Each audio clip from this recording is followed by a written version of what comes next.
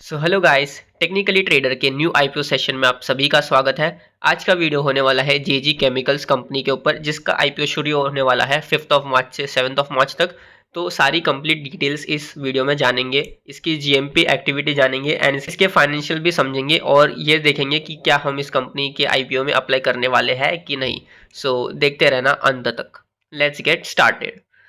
जैसा कि आपने सुना, इस कंपनी का नाम है जेजी केमिकल्स, जिसकी अवधि शुरू होने वाली है 5th ऑफ मार्च से लेकर 7th ऑफ मार्च तक।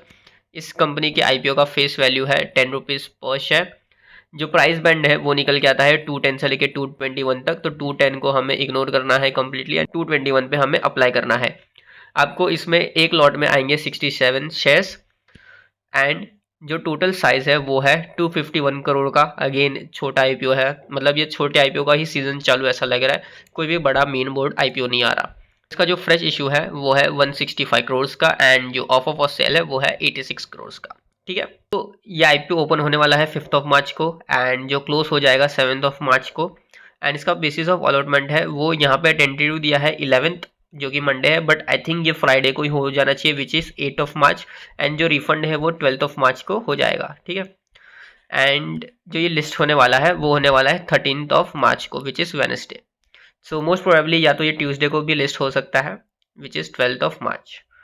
तो चलिए अब इसके लॉट साइज पे फोकस करते हैं। तो एज ए रिटेलर आपको एक लॉट के लिए अप्लाई करना है, जहाँ पे 14,800 आपका प्राइस आएगा। स्मॉल एच एन आई के लिए आपको 14 लॉट्स के लिए अप्लाई करना है, जहाँ पे 2,07,000 का आपका परचेज प्राइस होगा। एंड बिग एच एन आई के लिए आपको अप्लाई करना है 68 लॉट्स के लिए, जहाँ पे 10 लाख रुपीज़ का आ रहा है वैल्यू। अब चलिए रिजर्वेशन पे ध्यान देते हैं। सो क्यू आई बीस के लिए यहाँ पे 50% रखा है, रिटेलर्स के लिए 35% ऑफ द नेट इशू। ठीक है, तो यहाँ पे रिटेलर्स को अलॉटमेंट मिलने के ज़्यादा चांसेस है एंड एच एन आईज के लिए 15% ऑफ द नेट इशूज। ठीक है, तो चलिए देखते हैं आखिर कंपनी करती क्या है। तो JG chemicals limited was founded in 1975 and is zinc oxide manufacturer. ठीक है, तो ये जिंक ऑक्साइड मैन्युफैक्चर करती है using French process. The company produces more than 80 grades of zinc oxide. तो 80 तरह के जो ग्रेड्स होते हैं उसके वो जिंक ऑक्साइड प्रोड्यूस करती है। तो इस कंपनी का जो जिंक ऑक्साइड है वो ऐसे ऐसे इंडस्ट्रियल एप्लीकेशन में यूज़ होता है, which is ceramic, paints, coatings, pharmaceuticals में, कॉस्मेटिक्स में, इलेक्ट्रॉनिक्स में, बैटरीज में, एग्रोकेमिकल्स में, फर्टिलाइजर्स में, स्पेशलिटी केमिकल्स में, लुब्रिकेंट्स, ऑयल एंड गैस। ठीक है, तो ये सब जो एप्लीकेशंस है, ये सब जो है, इसमें इस कंपनी का जो जिंक ऑक्साइड है वो यूज़ होता है। यहाँ तक समझ में आ रहा है? ठीक है, तो कंपनी के पास 3 फैक्चरिंग फैसिलिटीज़ है जो ऑपरेट करती है, जंगलपुर एंड बेलूर, जो कि कोलकाता में है, एक वेस्ट बंगाल में है, दूसरा उसका फैसिलिटी नेलोरे डिस्ट्रिक्ट में, और तीसरा जो मैन्युफैक्चरिंग यूनिट है वो है आंध्र प्रदेश में। ठीक है, तो ये जो कंपनी के जो मैन्युफैक्चरिंग फैसिलिटीज़ है वो तीनों भी आईएसओ सर्टिफाइड है। ठीक है, तो यहाँ पे इन्होंने ये भी बताया कि the company serve the needs of more than 200 locals and 50 international customers in more than 10 countries. तो ये इनके क्लाइंट्स के ऊपर डेटा है। ठीक है, आपने बिजनेस, चलो ठीक है, आपने इतनी इतनी कंट्रीज में बिजनेस कर रहे हो, ठीक है, पर क्या आपने प्रॉफिट कमाया? हम उस पर नज़र डालेंगे। तो मार्च 2021 में इनके एसेट्स से 209 करोड़, ठीक है, जो कि 264 करोड़ होगा 2022 में। ओके, 2023 में 297 करोड़ हुए। ठीक है, और 2023 के सेकेंड हाफ में 271 करोड़। तो ये कैरी फॉरवर्ड हुआ, ये ठीक है। रेवेन्यू 440 करोड़ 2021 में, 620 करोड़, नाइस प्रोग्रेस 2022 में, 794 करोड़, ठीक है, अच्छी डिसेंट प्रोग्रेस इन 2023 एंड 2023 के सेकेंड हाफ में 491 करोड़। तो अगर इसका डबल भी पकड़ के चले तो अराउंड 900 to 1000 करोड़ आता है। तो ठीक है, अच्छा रेवेन्यू इन्होंने जनरेट किया है। Let's see profit after tax का क्या कहता है। सो प्रॉफिट आफ्टर टैक्स 2021 में 28 करोड़, 2022 में 43 करोड़, 2023 में 56 करोड़, ठीक है, एंड 2023 के सेकेंड हाफ में 18 करोड़। सो यहाँ पे थोड़ी दिक्कत आई है, प्रॉफिट आफ्टर टैक्स थोड़ा कम होते हुए नज़र आ रहा है सेकेंड हाफ में। अभी इसका जो रिजर्व्स एंड सरप्लस है वो 2021 में 107 करोड़ था। 2022 में इन्होंने थोड़ा सा अपना रिजर्व्स बढ़ाया 151 करोड़, 2023 में और बढ़ाया 175 करोड़ एंड 2023 में इनका जो रिजर्व्स एंड सरप्लस है क्या वो हो गया 193 करोड़। तो इनका रिजर्व्स तो बढ़िया है, बट प्रॉफिट आफ्टर टैक्स में थोड़ा सा डाउनग्रेड हुआ है इनका। ठीक है, डाउनग्रेड नहीं बट थोड़ा सा सेटबैक मिला है। So now let's talk about EPS and P. जो प्री आईपीओ ईपीएस है कंपनी का वो होता है 13.6 और पोस्ट आईपीओ में 11.01। तो ठीक है, डिसेंट सा ईपीएस है।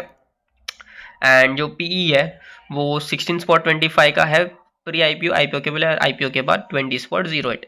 तो ठीक है, जो पीई होता है वो 25 से कम होना चाहिए। अब हम इसके लिस्टेड पीयर्स देखेंगे, उनका पीई देखेंगे एंड इंडस्ट्री पीई देखकर कंपेयर करेंगे कि क्या ये कंपनी अच्छे वैल्यूएशन पे आ रही है कि नहीं। 20 है, ठीक है, अच्छा वैल्यू, मतलब डिसेंट सा वैल्यूएशन आप कह सकते हो। तो चलो देखते हैं कि कंपनी आखिर आईपीओ क्यों लाना चाहती है। तो इसका जो एक मटेरियल सब्सिडरी है, इसके एक जो सब्सिडरी है जिसका नाम है बीडीजे ऑक्साइड्स, उसके उसके लिए इन्होंने जो एक लोन लिया है उस लोन का रीपेमेंट या प्रीपेमेंट करना है फुल या हाफ अमाउंट में। एंड जो फंडिंग कैपिटल एक्सपेंडिचर है उस कंपनी का, दोनों ही कंपनी का, उसके लिए इनको फंडिंग चाहिए and funding for its long term working capital. ठीक है, जैसे कि मैंने बताया।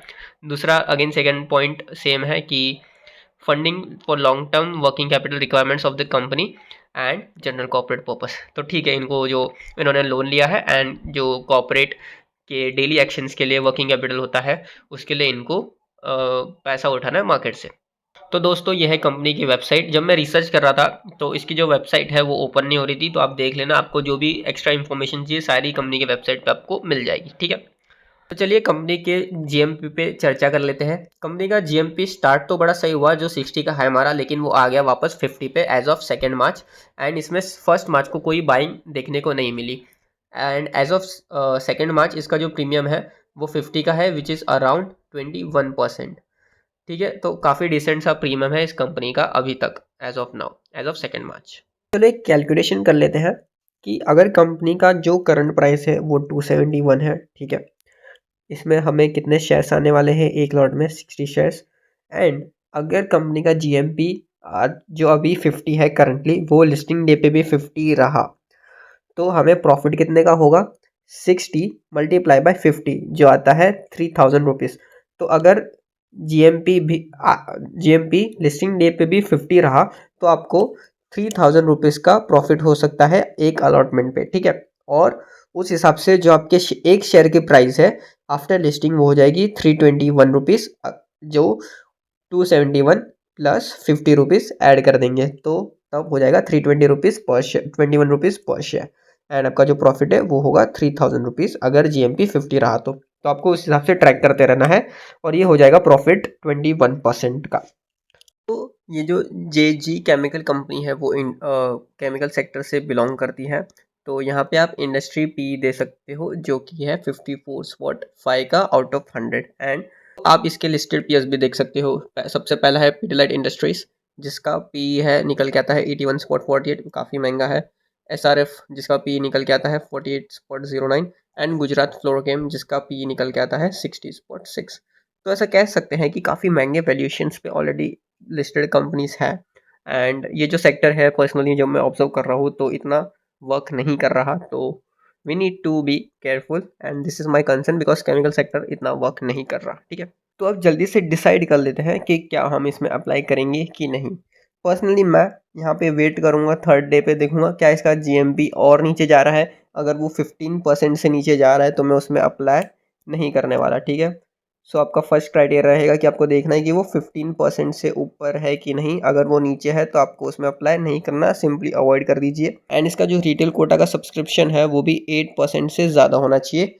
8% से कम रहा तो आपको इसमें अप्लाई नहीं करना। ठीक है, अभी अच्छा ये तो हो गई अप्लाई करने या ना करने के बाद। अगर चलो आपने अप्लाई कर लिया, अलॉटमेंट रहा, फिर आपको क्या करना है, आपको ये देखना है कि इसका जो प्रीमियम है वो आईपीओ बेस प्राइस से नीचे नहीं जाना चाहिए। फॉर एग्जांपल अगर आईपीओ बेस प्राइस है 271 का तो इससे नीचे नहीं जाना चाहिए। सबसे पहला ये तो आपका फाइनल स्टॉप लॉस हो गया 271। अब अगर आपको डिसेंट से समझ लो 20% रिटर्न मिल गए तो मेरे हिसाब से एक बार के लिए इसमें प्रॉफिट बुक कर लीजिएगा। ठीक है, बिकॉज केमिकल सेक्टर से रिलेटेड कंपनी है और केमिकल सेक्टर परफॉर्म नहीं कर रहा।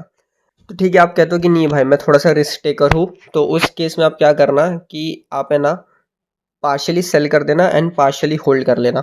उस केस में आपका जो स्टॉप लॉस है वो क्या हो जाएगा, लिस्टिंग प्राइस। अब मान लेते हैं कि आपका नसीब अच्छा रहा और इसकी लिस्टिंग एटलीस्ट 300 पे हो जाती है, तो ठीक है, तो ये 300 जो है वो हो जाएगा आपका स्टॉप लॉस, एंड 300 के नीचे आप इसको नहीं जाने देना, ठीक है। 300 के नीचे ये नहीं जाना चाहिए, वो आपका हो गया स्टॉप लॉस, अगर आप रिस्क टेकर है तो। एंड जो हमारी थर्ड स्ट्रेटेजी है वो क्या कहती है कि ठीक है, ग्रे मार्केट प्रीमियम का जो है लिस्टिंग डे पे एक्शन आ रहा है एंड आपको दिख रहा है कि जो बाइंग फोर्स है वो सेलिंग फोर्स से ज़्यादा है, तो उस केस में आपको इसको होल्ड करके रख सकते हो आप, अगर हाई रिस्क टेकर हो। और आपको ये देखना है कि इंस्टीट्यूशन बाय कर रही है कि नहीं फर्स्ट डे पे। अगर इंस्टीट्यूशन बाय कर रही है तो शेयर का प्राइस ऊपर चले जाएगा सेकंड हाफ में या फर्स्ट हाफ में, जब भी वो करते हैं तभी। अगर अच्छा खासा बाय कर रहे हैं तो ऐसा भी हो सकता है कि वो बाय कर रहे हैं फिर भी शेयर का प्राइस नीचे जाए, तो आपको उस दिन फर्स्ट डे पे ऑब्जर्व करना है। अगर फर्स्ट डे पे कुछ खास एक्शन नहीं है तो सेकंड डे पे आप पूरा का पूरा एग्जिट करके जितना प्रॉफिट मिल रहा है उतना घर लेके जा सकते हैं। तो ये हो गई हमारी तीनों ही पोस्ट आईपीओ एक्टिविटीज़। अब आप पे डिपेंड करता है कि आप कैसे इसको मैनेज करते हैं, ठीक है। सो ये था हमारा पूरा एनालिसिस। कमेंट करके बता देना कैसा लगा आपको। अगर वीडियो से कोई भी नॉलेज मिली हो, इन्फॉर्मेशन मिली हो, so please do like, comment and subscribe, ताकि हम ऐसे वीडियो आपके लिए ला सकें। Thank you very much for watching. Signing off for now.